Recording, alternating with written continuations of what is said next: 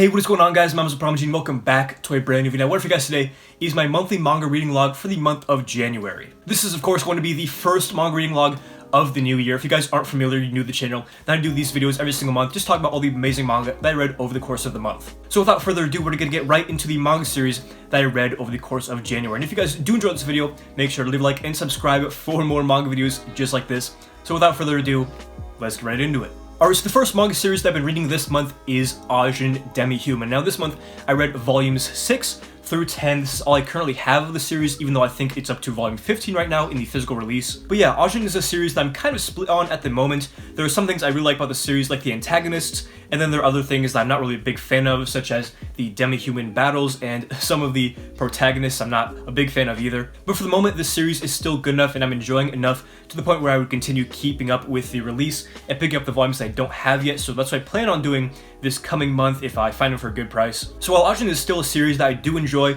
it's not one that's a super high priority or that I'm just absolutely dying to read the next volume of. The next thing that I read this month is volumes 1 and 2 of Heroki Endos Tenpenshu. And I believe that I uploaded a video last month where I unboxed these two volumes, and I was super excited to get to these, and wow, this series absolutely blew all my expectations out of the water. If you guys don't know Heroki Endo, he is the manga behind Eden It's an Endless World, one of my favorite series of all time, in my top 10, and a lot of the amazing qualities from that series really shine through in this collection of short stories. Now that being said, a couple of the stories, I believe there are 7, aren't quite what I call good, but there are amazing stories in this little collection here, and some of which I really did enjoy and plan on going back to very soon. Especially the first story in this first volume, I believe it's titled The Girl, the Crows, and the Yakuza. That was a really good story. It's very easy to digest and all around just super well written. So yeah, I really enjoyed volumes 1 and 2 of Tenpenshu by Heroki Endo, and I definitely plan on keeping this in the collection and revisiting it very soon. And the next manga series that I read this month is one that I actually completed and I really did enjoy, and that is going to be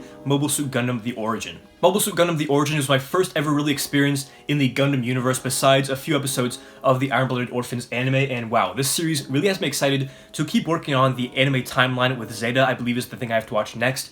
And it's also got me excited to pick up other manga series in the Gundam universe, such as Last Outpost and Thunderbolt. Now, I've been considering doing a manga review on Mobile Suit Gundam The Origin, but the only thing is that I feel like there are a lot of other people that can do a lot better job because they know all about Gundam lore and they have a better idea of, you know, the intricacies of the story. But the other part of me thought that might be interesting, and some of you guys might like to see a manga review on this series from someone who, you know, is just coming into the series as a first kind of introduction into the series, and won't make it too complicated. So if you guys do want a manga review of this series, I may do one eventually, but it's not 100% guaranteed that I'll do it. But just let me know in the comments below if you'd be interested in that kind of thing. But with all that being said, I would highly recommend you check out this series, whether you're into Gundam or you have no idea anything about this series. And trust me, you're definitely missing out if you think that Gundam is just boring and old.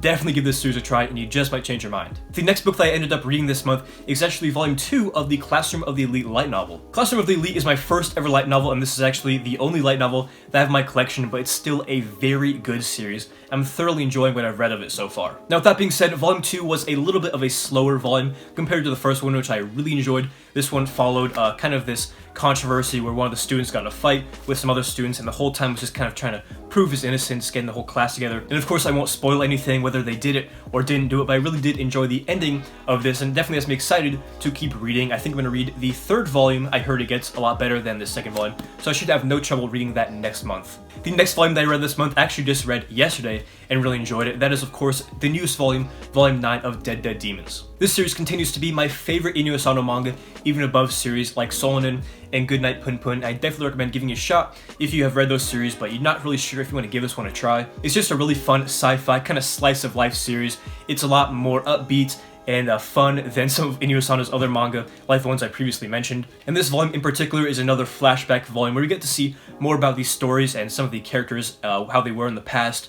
And I think it's a really good flashback, handled very well, but I am glad to be getting back to the normal timeline in volume 10 whenever that comes out. The next 2 volumes I read this month are the most recent releases of another ongoing series, and that is, of course, volumes 3 and volume 4 of Shuzo Oshimi's Blood on the Tracks. I actually just read volume 4 last night, and man, this is an absolutely insane series. It's very reminiscent of when I was reading Flowers of Evil, and I was just blown away by how absolutely absurd and creepy the story is. If you guys aren't familiar with this series, it basically follows a boy and his mother is super overprotective to the point where some really scary stuff goes on with her, and I won't spoil anything, but if you haven't read this series and you're looking for something really psychological, really thrilling and fast-paced, I highly recommend you check this series out. Next up, we have a volume for one of my favorite currently ongoing series, and that is Volume 3 of Hiroya Oku's Gigant. So far, I found this series to be absolutely great for all the same reasons that Gantz is great. You know, it's absolutely absurd, just completely over the top and creative. Also for the fact that there's basically just a giant naked woman running around for the entire first half of this volume. But it seems like a lot of people are still polarized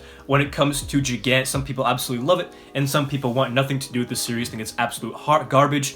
So far, I am on the side of absolutely loving this series, and I think that the first couple of volumes are like the slow part, so I really cannot wait to see how this story progresses. And the next manga that I've been working on this month is Takiko Inoue's Real. Now, I read volumes 5 and 6 of this series this month. I plan on reading volumes 7 through 11, which is the rest of what I have when I go back up to college. Now, where I'm at in Real right now, we still haven't really gotten into any serious basketball action, basically just seeing their practices and a couple, you know, games here and there. So there hasn't really been too much wheelchair basketball action as of yet, but I'm really not complaining because the character development that we've seen so far from the main characters as of this point where I am right now is actually pretty good. I think that the best part of this series at the moment is watching Takashi as he, you know, gets rehabilitated, and he's also meeting up with his father and living with him at the moment where I am in volume 6, or what I read from volume 6. And I really am enjoying reading, watching him grow, watching him struggle along the way, and just becoming hopefully a better person than he is right now. I also think that there's going to be some basketball action very near in the future where this volume left off, so I'm definitely very excited